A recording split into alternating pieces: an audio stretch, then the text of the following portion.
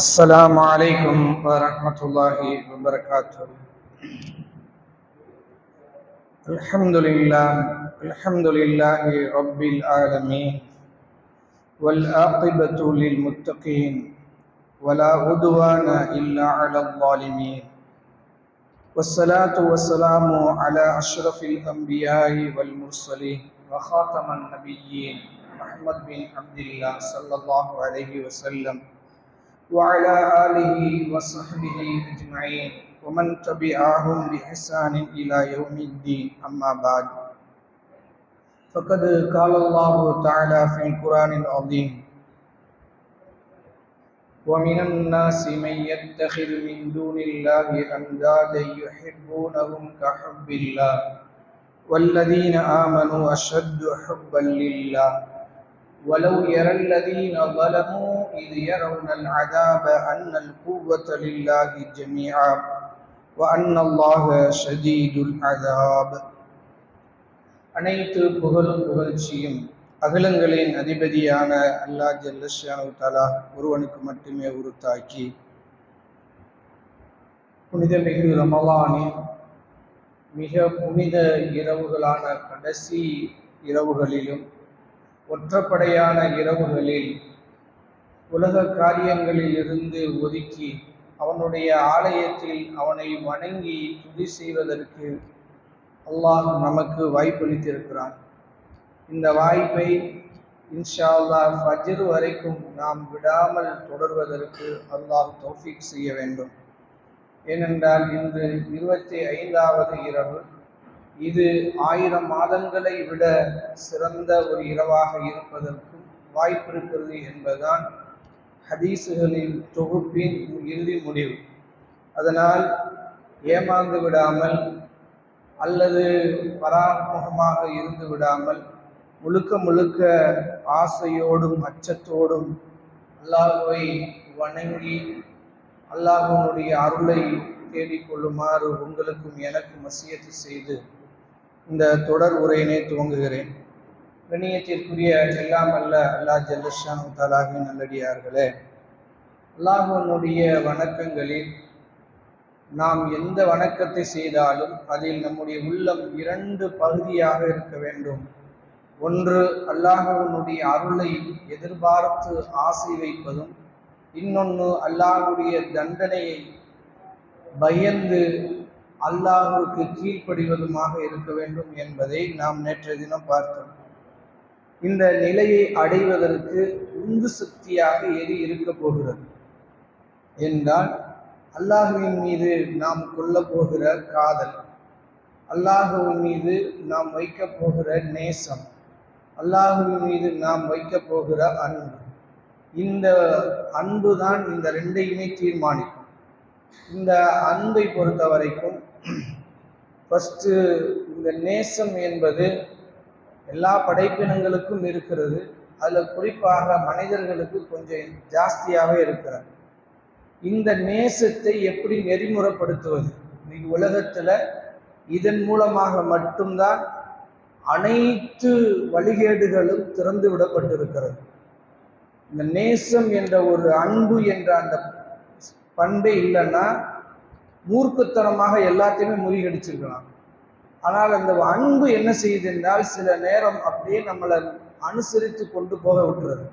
அப்படி போறதன் மூலமாக பாவங்களையும் குற்றங்களையும் அசிங்கமானவைகளையும் ஆபாசமானவைகளையும் எல்லாத்தையுமே சகித்து கொண்டு போகிற மனநிலைக்கு மக்களை உருவாக்கி இதில் ஒரு பெரிய பங்கு இந்த நேசம் என்பதுதான். அதனால் இந்த நேசத்தை எப்படி பண்ணணும் என்பதை தெளிவாக கொடுத்திருக்கார்கள். மார்க்கம் சொல்லுகிறது, இந்த அன்பு நேசம் என்பது ஒரு இபாதத், அது ஒரு வணக்கத்துக்குரிய பண்பு. அந்த அன்பின் மூலமாகத்தான் அந்த அன்பை யார் மீது வைப்பது வணக்கமாக இருக்கும் என்பதை மார்க்கம் தெளிவாக சொல்லுகிறது. அந்த அடிப்படையில் இப்பொழுது இருந்து கொண்டிருக்கிற ஷேக் சாலிஹுல் ஃபௌசான் ஹஃபிலஹுல்லாஹ் அவர்கள் இந்த நேசத்தை பற்றி சொல்லுகிற போது சொல்லுகிறார்கள், அல்லாஹுவை உணர்வுபூர்வமாக நேசிப்பது இஸ்லாமிய மார்க்கத்தின் அடிப்படைகளில் ஒன்று. அல்லாஹுவை நேசிப்பதை கொண்டே ஒரு மனிதன் முழுமையான ஈமானுடையவனாக ஆவான். நேசத்தில் குறை வைப்பது தௌஹீதில் குறை வைப்பதாகும். இந்த நேசம் என்பது கீழ்ப்படிதல் உள்ள நேசமாக இருக்க வேண்டும். இரண்டாவது, அந்த நேசத்துக்குரியவருக்கு முழுமையான அர்ப்பணிப்புடன் கீழ்ப்படிவதற்கு சொல்லப்படும். இந்த நேசம் என்பது அல்லாஹ்விற்கு தவிர வேறு யாருக்கும் இருக்கக்கூடாது என்று இமாம் சாலிஹுல் ஃபௌசான் ஹஃபிலஹுல்லாஹ் அவர்கள் சொல்கிறார்கள். இந்த நேசம் கீழ்ப்படிதல் அர்ப்பணிப்பு என்ற இரண்டு அடிப்படைகள் அமைகின்றாங்க. பொதுவான நேசம் என்பதை ரெண்டா பிரிக்கிறாங்க இப்ராஸ் ரஹிமஹுல்லாஹ். என்னன்னா, ஒன்று குறிப்பானது, இன்னொன்று பொதுவானது. இப்ப நாம உணவுகளை நேசிக்கலாமா? ஏன்னா இது ரொம்ப கொஞ்சம் அப்படி போனா தான் கரெக்டா இருக்கும். உணவு இருக்குல்ல, அது நேசிக்கலாமா? நேசிக்கலாமா? உணவை நேசிக்கலாம். சும்மா சொல்லுங்க. நேசிக்கலாம். மனைவி மக்களை நேசிக்கலாமா?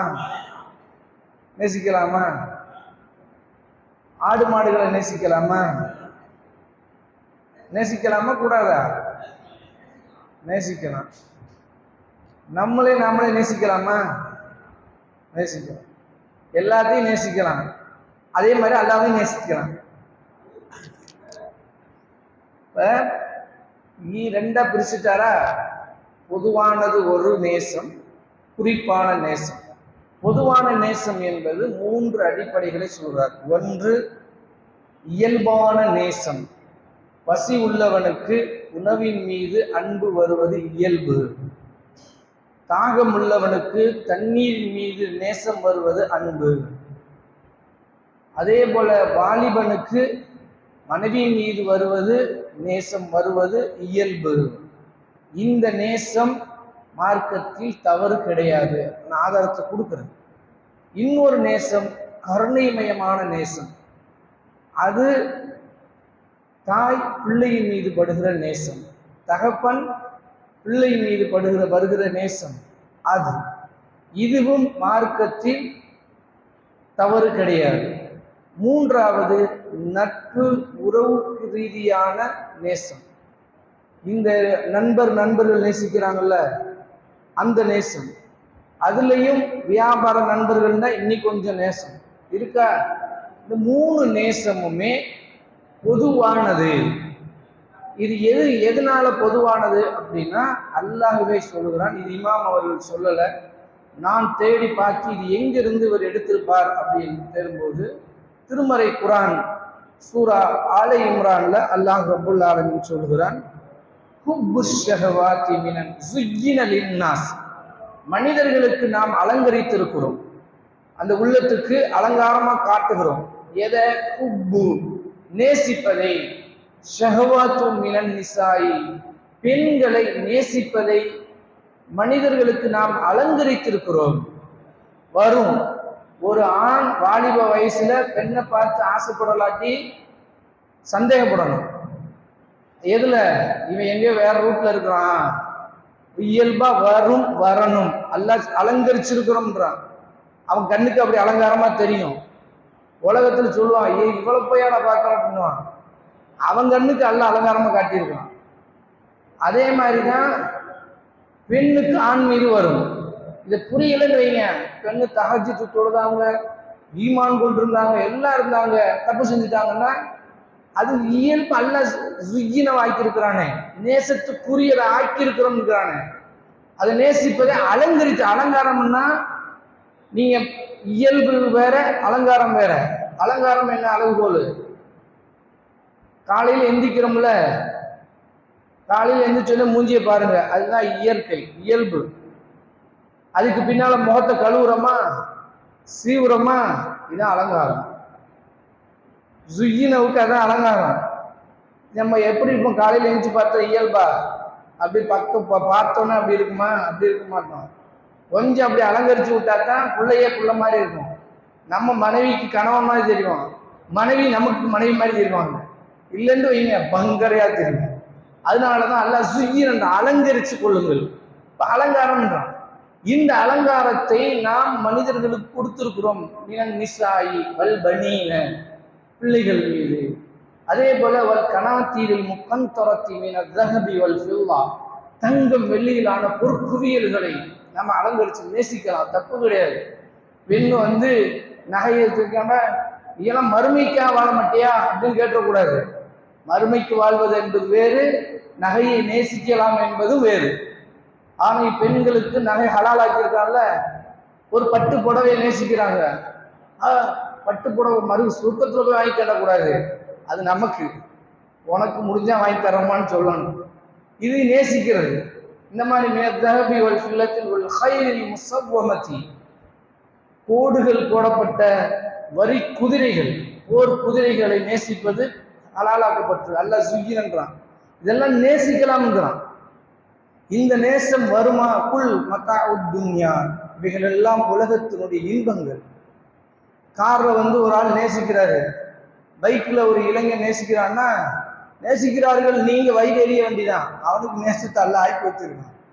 அன்னைக்கு குதிரை, இன்னைக்கு என்னது? இன்னைக்கு பைக்கு தான். நைட்ல சர்வ புருண்டு போறாங்க, நமக்கு காதுக்கே தூரத்துல இருந்து வர சவுண்ட் இருக்கு. அவனுக்கு அப்படிதான் வச்சிருக்கான்ல. மனம் விரும்புகிற அலங்கரிப்புகள். இது செய்யலாமானா மார்க்கம் அனுமதிச்சிருக்கு, ஒன்றும் செய்ய முடியாது. நீங்க முடிக்கு எவ்வளவு நேரம் ஒதுக்குறான் பாருங்க. முடிய கடையில போய் நின்றுக்கிட்டு முடிவெற்றவனே தோத்து போ. ஒரு நாள் மிரட்சி செய்வான், ஏய் இங்க பாரு இங்க பாரு, அவன் நல்லா வெட்டி முடிச்சிருப்பான். அவனை பிடிச்சி நிப்பாட்டி, இந்த இடத்துல கொஞ்சம் குறை, ரொம்ப குறைஞ்சிச்சு போய், அப்ப இங்க குறை. கடைசியில் அவனே கன்ஃபியூஸ் ஆயிடுவான், இந்த மண்டையை என்ன செஞ்சு அனுப்புவான் வெளியே. ஏன்னா அவனுக்கு அப்படித்தான். நமக்கு ஒட்டை வெட்டி தான் நல்லா இருக்குன்னு நினைப்போம், அந்த வயசு அப்படித்தான் ஆகும். இப்படி இது இயல்பான நேசம் வரும். வந்திருக்கா? இல்லை நான் வரல, நான் இப்படியெல்லாம் நேசிச்சதே கிடையாது அப்படின்னு யாராவது சொல்ல முடியுமா? சொன்னா பொய் தான் சொல்றோம். இதுல ஏதோ ஒரு வீக்கு ஏதோ ஒண்ணுல வேணா நம்ம தப்பிச்சிருக்கலாம். மற்றபடி பெரும்பான்மை விஷயங்கள்ல அந்த நேசத்தை எடுத்திருப்போம். அல்லாஹ் அப்படித்தான் நம்மளை படைத்திருக்கிறான். நம் உள்ளத்துக்குள் அன்பை அப்படித்தான் விதைத்திருக்கிறான். இரண்டாவது நேசம் என்ன? கருணைமயமான நேசம். இது ரொம்ப முக்கியம். தாய்க்கு மனைவி பிள்ளை மேல, பிள்ளைக்கு தாய் மீது, தகப்பன் மீது, கணவனுக்கு மனைவின் மீது, மனைவிக்கு கணவன் மீது அல்லாஹ் அன்பை ஏற்படுத்தியிருக்கிறான். அதுவும் குறிப்பாக கணவன் மனைவியுடைய அன்பெல்லாம் அல்லாஹ் சிலாமித்தே சொல்கிறான். அல்லாஹ்வுடைய அத்தாட்சிகளில் ஒன்று, அல்லாஹ் இருக்கிறான் என்பதற்கான அத்தாட்சிகளை எங்க தேட சொல்றான்னா, கணவனுக்கு மனைவிக்கு மத்தியில் ஒரு பாண்டிங் உருவாகுது, ஒரு அன்பு. அந்த அன்பு யார் விதைக்கிறான்னா நான் தான்றாங்க.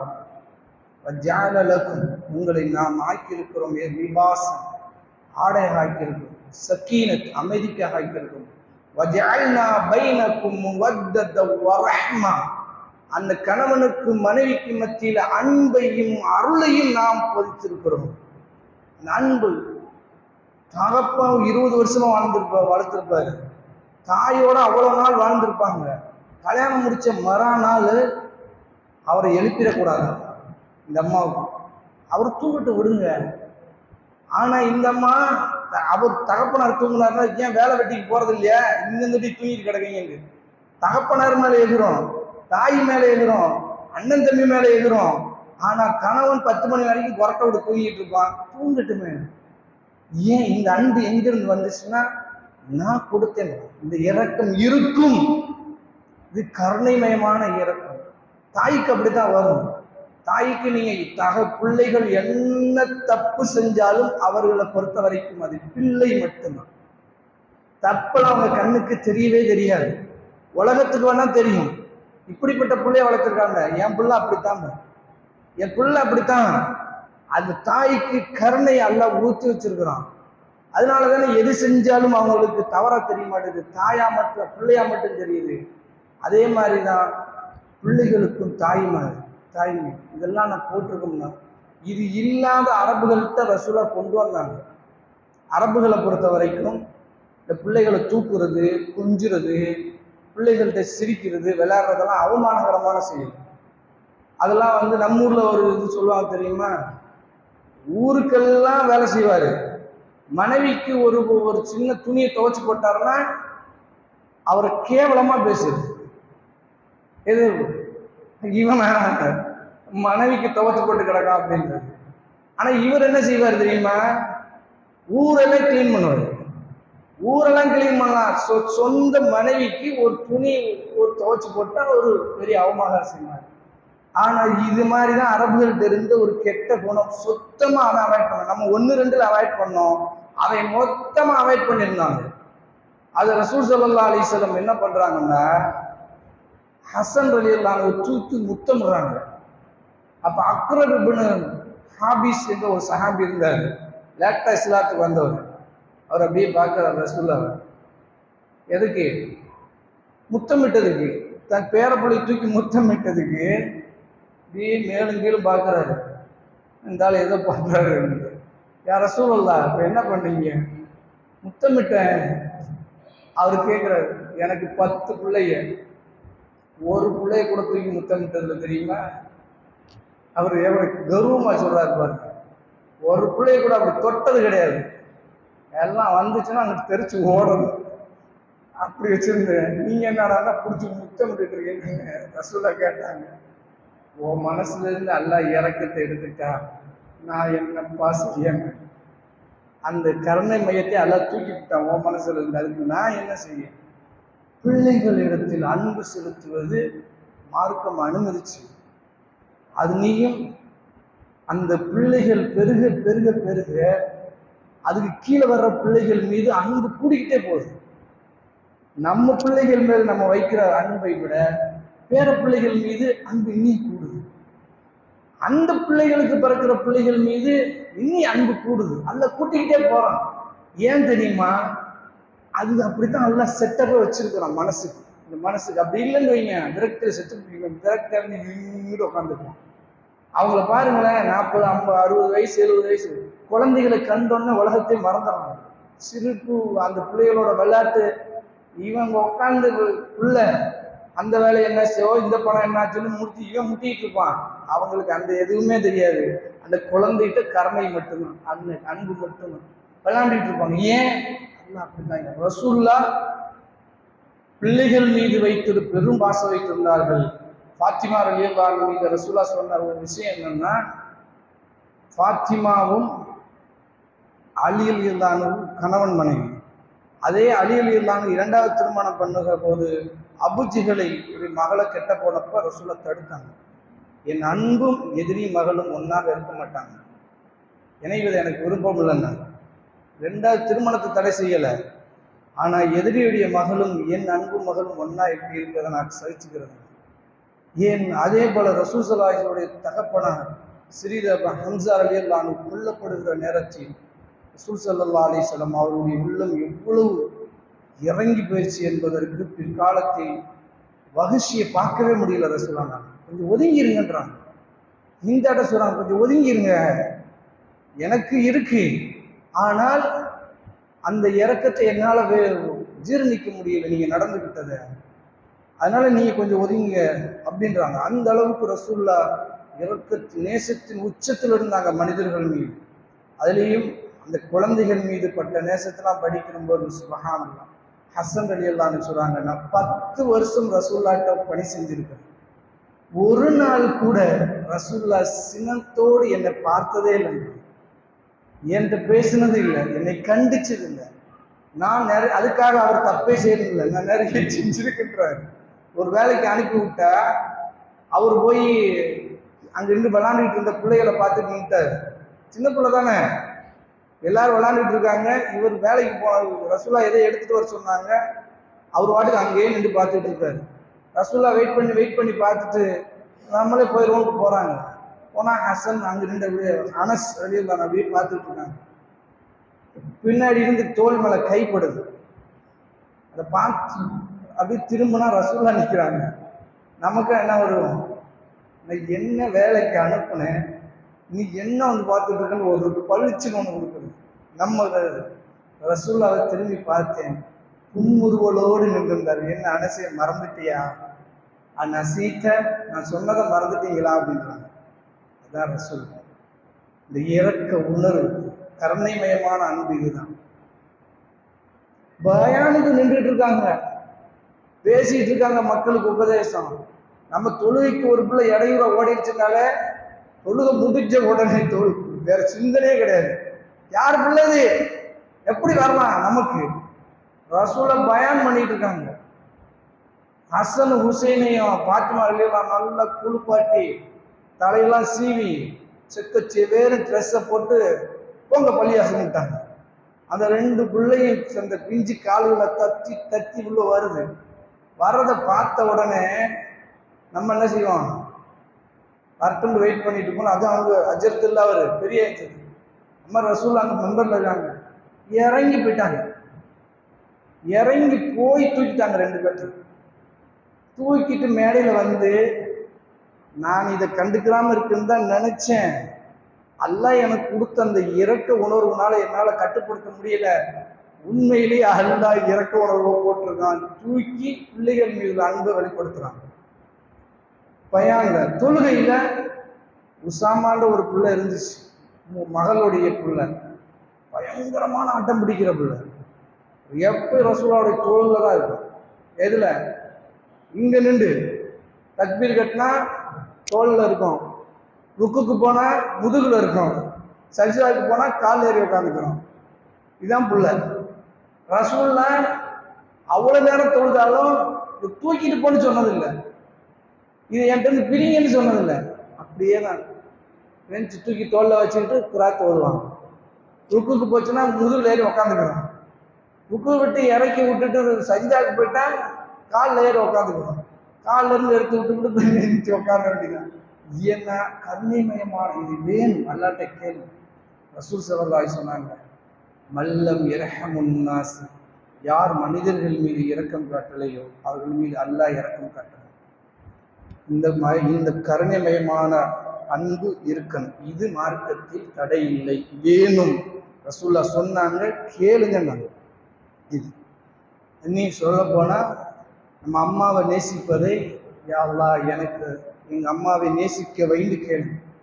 எங்கள் அம்மாவுடைய தவறுகளை எனக்கு காட்டாத, என் மனைவிகளுடைய தவறுகளை காட்டாத, என் பிள்ளைகளுடைய தவறுகளை காட்டாத, என் சகோதர சகோதரிகளுடைய தவறுகளை எனக்கு காட்டாத, அவர்கள் மீது அன்பையும் அரவணைப்பையுமே எனக்கு காட்டு என்று அல்லாஹ்விடத்தில் கேளுங்க. அல்லாஹ் ரப்புல் ஆலமீன் அவர்களெல்லாம் நேசிக்க வச்சாண்டா நமக்கு அன்பை பொழிந்திருக்கிறான். 2. 3வது நட்பு ரீதியான நெருக்கமான உறவு, அந்த நட்புக்காக நேசிப்பது, இதுவும் மார்க்கத்தில் கூடும். நபி ஸல்லல்லாஹு அலைஹி வஸல்லம் அவர்களுக்குரிய தோழர்களில் 2 சஹாபாக்கள் கருத்து முரண்பாடின் பிம்பமாகவே இருந்தார்கள். அந்த 2 பேர் யாரு? எப்பயுமே முரணாத்தான் இருக்கும். 2 பேர் யாராரு? அபூபக்கருக்கும் உமருக்கும் எப்பயுமே எதிரும் புதிது தான். அபூபக்கர் ரலியல்லாஹு அன்ஹு ஒன்று சொன்னா நேர் முரணாத்தான் அபூபக்கர் சொல்லுவாங்க. அபூபக்கர் ஒன்று சொன்னா நேர் முரணாத்தான் உமர் சொல்லுவார். குரானிய கருத்துல இருந்து சட்டங்கள்ல இருந்து இதுதான் வரலாறு. ஆனால் அந்த 2 பேர்த்துக்கு மத்தியில் இந்த நேசம் என்பது எப்படி இருந்துச்சுன்றத ஒரு ஹதீஸ் விளக்குகிறது. ஒரு தடவை இதே மாதிரி சண்டை வந்துருச்சு, முரண்ல வந்துருச்சு. சண்டை வந்தா யார் எகிருவா? இது வரைக்கும் நமக்கு பிம்பத்துக்கு யார் கோவக்காரு? உமர் ரலியல்லாஹு அன்ஹு. நகுண்டுவாங்க. அவங்களுடைய ஃபேமஸ் வார்த்தை, யார சொல்ல என்னை விடுங்க, அவன் கழுத்தை வெட்டிட்டு வந்துடுங்க. அவங்களுக்கு ஃபேமஸா சொல்றதே இது. இப்படிப்பட்ட உமர் ரலியல்லாஹு அன்ஹு சாந்தமாக இருக்கிறார்கள். அபூபக்கர் எகிரிட்டாங்க. சாந்த சொருபி எகிருது. அங்கு சர்வ வல்லமை, அப்ப சர்வத்தை அடைக்கும் இருக்காங்க. எந்த அளவுக்குன்னா தோல் அவங்களுக்கு இந்த அத்தையாத்துல உட்காந்துருக்கோம்ல அந்த மாதிரி உட்கார்ந்துருக்காங்க. அதுக்கு மேல எகிரிட்டு போறாரு அபூபக்கர். பயங்கரமான கோபத்து உச்சிக்கு போயிட்டாங்க அபூபக்கர் ரலியல்லாஹு அன்ஹு. உமர் ரலியல்லாஹு அன்ஹு கோபத்தின் விளிம்பில தான் நிற்கிறாங்க. கைகலப்பு தான் ஏற்படலை. கைகலப்பு ஏற்படலன்னா திட்டிட்டு போயிட்டோன்னா உமர் ரலியல்லாஹு அன்ஹு டக்குன்னு இடத்த காலி பண்ணி எஞ்சிக்கிட்டு விட்டாங்க. போனதுக்கு பின்னால் கொஞ்ச நேரம் அப்படியே அமைதியாகும். சைலண்ட் ஆன பின்னாடி, கோபங்கள்லாம் தணிஞ்ச பின்னாடி யதார்த்தம் புரியுது. நாம வரம்பு மீறிட்டோம். அதனால ஹத்தாபுடைய மகனிடத்தில் மன்னிப்பு கேட்டுருவோம் என்று உமர் ரலியல்லாஹு அபூபக்கர் ரலியல்லாஹு அன்ஹு எந்திரிச்சு போயிட்டாங்க. போனா அவர் இருந்து நடந்து போயிட்டு இருக்காங்க. உமர் ரலியல்லாஹு அன்ஹு அபூபக்கர் ரலியல்லாஹு அன்ஹு கேட்டார், மன்னிச்சுக்கங்க. அவருக்கு இப்போ கோபம் பெருசாயிடுச்சு. யாருக்கு? உமர் ரலியல்லாஹு அன்ஹு கோபம் பெருசாயிடுச்சு. மன்னிக்க முடியாதுட்டாங்க. எது வரைக்கும் போறாருன்னா, அந்த நேசன் பாருங்க, வீடு வரைக்கும் போறாரு. பின்னாடியே மன்னிச்சிடுவோம், உமரை மன்னிச்சிடுங்க. அவர் போய் கதவை சாத்திட்டார். கதவை சாத்தின உடனே ஹாரல மனசு பள்ளியாசலுக்கு வந்தாங்க. வந்தா இந்த கீழாடைய எதையோ இழந்துட்டோம். இந்த பாருங்க, நம்ம அம்மா கூட எவ்வளவு நாள் பேசாம இருந்திருக்கோம், நம்முடைய தங்கச்சி கூட எவ்வளவு நாள் பேசாம இருக்கிறோம், நம்முடைய அண்ணனோடு நம்ம எவ்வளவு நாள் பேசாம இருக்கிறோம், நம் பெற்ற பிள்ளைகளோடு எவ்வளவு நாள் பேசாம இருக்கிறோம், நம்முடைய அண்டை வீட்டாரோடு எவ்வளவு நாள் பேசாம இருக்கிறோம். நம்முடைய சண்டை லிஸ்ட் போட்டா அவ்வளவு இருக்கிறது. ஆனால் பல நாட்களாக, பல வாரங்களாக, பல மாதங்களாக, பல வருடங்களாக கூட பேசாமல் இருக்கிறோம். ஆனால் தவறு தன் மீதுதான் என்பதை உணர்ந்த அபூபக்கர் ரலியல்லாஹு அன்ஹு கொஞ்ச நேரத்திலேயே அந்த உரியவரிடத்தில் மன்னிப்பு கேட்டு வீடு வரைக்கும் போகிறார்கள்.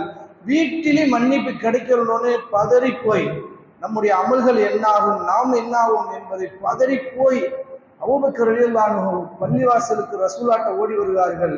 ரசூல் ஸல்லல்லாஹு அலைஹி சொல்றாங்க, உங்களுடைய தோழர் ஒரு வழக்கை கொண்டு வருகிறார். அது வர்றது எப்படி வர்றாங்கன்னா, கீழாடைய தூக்கிட்டு குறுகி இழப்ப சந்திஷ்டம் என்ற அந்த தோரணையில் வர்றாங்க. வந்தா ரசூல் ஸல்லல்லாஹு அலைஹி வஸல்லம் நடந்தது அப்படியே சொல்றாரு, இதான் நடந்துச்சு, வரம்பு மீறிட்டேன், நான் மன்னிப்பு கேட்டேன், அவர் மன்னிக்கல. அவர் போறாரு, உட்கார்ந்துட்டாங்க. ரசூல்லா அவையில உட்கார்ந்துருக்காங்க. வீட்டுக்குள்ள போன உமர் ரலியல்லாஹு அன்ஹு கொஞ்ச நேரம் கழிச்சு அவங்களுக்கு அந்த கோபம் எல்லாம் ஆறி அவங்க நிதானத்துக்கு வந்த உடனே அவங்க நினைக்கிறாங்க, அபூபக்கர் எவ்வளவு பெரிய ஆள், மன்னிப்பு கேட்டு நம்ம மன்னிக்கலையே, வீடு வரைக்கும் வர வச்சிட்டோமே. அவர் கிளம்பி வர்றாரு பள்ளிவாசல். அவங்க வர்றத பக்கத்துல வரும்போதே ரசூல் ஸல்லல்லாஹு அலைஹி வஸல்லம் கண்கள் எல்லாம் சிவந்து போச்சு. ரசூல் ஸல்லல்லாஹு அலைஹி வஸல்லம் முகமெல்லாம் அப்படியே சிவந்து எந்திரிச்சிட்டாங்க. எந்திரிச்சு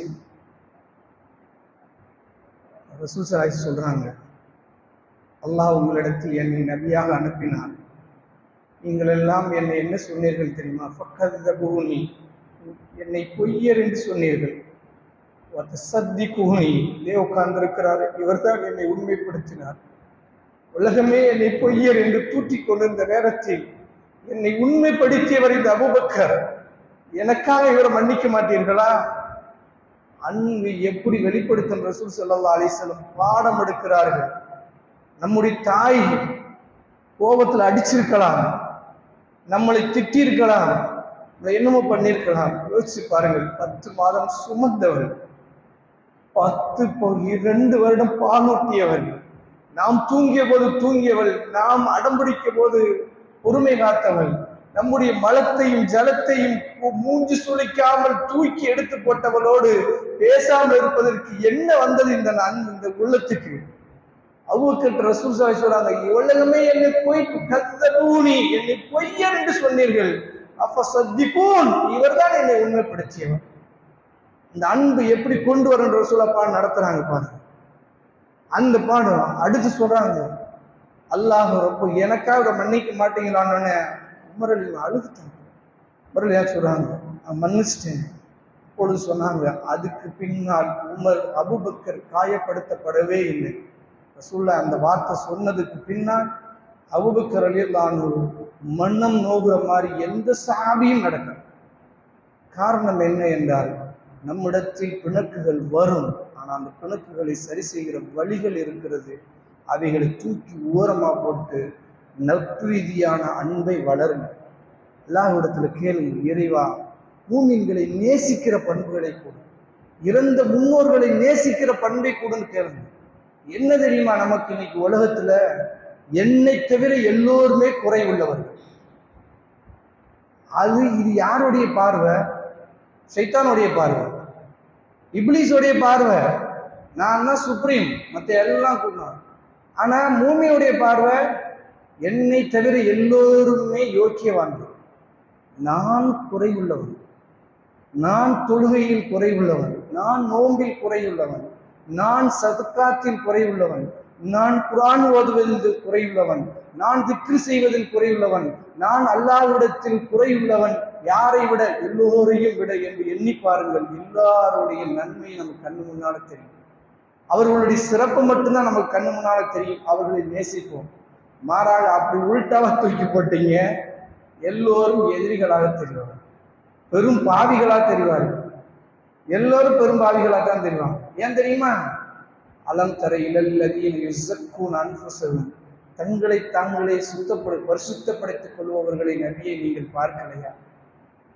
அல்லாஹ் சுத்தப்படுத்தினாதான் அது. அல்லாஹ் சொல்லுவான், நீங்க எல்லோருமே பாவிகள், நீங்கள் பாவிகள். யார்? அல்லாஹ் தூய்மைப்படுத்தியவர்களை தவிர.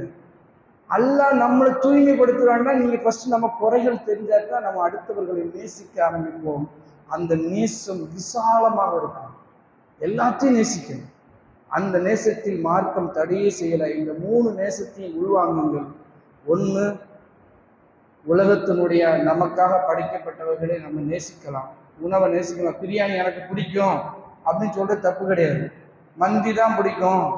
ஒரு பிள்ளைகிட்ட போச்சு கேளுங்களேன், மந்தி பிடிக்குமா, கோழி பிடிக்குமா? ஆமா. ஆடு பிடிக்காது, மாடு பிடிக்காது, எந்த கறியும் பிடிக்காது. எதுதான் பிடிக்கும்? இன்னைக்கு நம்ம ஊருக்குள்ள நம்ம பிள்ளைகள்கிட்ட ஃபேமஸான வார்த்தை என்னதான்? கோழி தான் பிடிக்கும். அது என்ன கோழி பிடிக்கும்? பொறிச்ச கோழி தான் பிடிக்கும். வேற எதுவும் நீங்க பிரியாணி ஆட்டை கொண்டு வந்து உரிச்சு அப்படியே ஒன்று பொறிச்சு கொடுத்தாலும் ஒரு கோழி பீஸ் இருந்தால் போதும். அது இது அப்படியே தூக்கி உரமா வச்சுக்கணும். அந்த நேசம் வருமானம் வரும், அது ஒன்றும் பண்ண முடியாது. அது மாதிரி தான் ஜூஸ். நீங்கள் தண்ணி ஃபில்ட்ரு வாட்டர் குடிங்கன்னா இது கொடுத்தாலும் அதுகளுக்கு அந்த ஜூஸு ஊசி போன ஜூஸை கொடுத்தா தான் குடிக்குது. நீ ஃப்ரெஷ் ஆப்பிள் ஜூஸ் போட்டு கொடுத்தாலும் அது பார்த்துட்டு அது பார்த்துட்டு இப்படி இருக்கும். அதனால இதுகள் நேசிப்பதும் கூடும், கருணைமயமான நேசமும் கூடும், நட்பு ரீதியான நேசமும் கூடும். இந்த 3 நேசத்தையும் அல்லாஹ் நம்முடைய உள்ளத்துக்குள் எல்லாரும் மீதும் கொண்டு வருவானாக, எல்லா படைப்புகள் மீதும் கொண்டு வருவானாக. அதற்குரிய தௌஃபீக் அல்லாஹ் தருவான். அப்ப எது ஷிர்க்? அப்படி எது வணக்கம்? இதெல்லாம் வணக்கம் இல்லை. எந்த நேசம் வணக்கம்? அல்லாஹ்வை எப்படி நேசிப்பது? அது வரணும்ல. 4வது நேசம் குறிப்பான நேசம். அந்த நேசத்தை அல்லாஹ் சொல்கிறான், இதையெல்லாம் விட கோடான கோடி மடங்கு அல்லாஹுடைய நேசத்தை திருமறை குர்ஆன் நமக்கு சொல்லித் தருகிறது. அவைகளையும் அறிந்து அல்லாஹுவை நேசத்தோடு வணங்குவோம். அதற்குரிய தௌஃபீக்கை நம் அனைவருக்கும் தந்து பேரல் புரிவானாக. வாஹித் தானா. அஸ்ஸலாமு அலைக்கும்.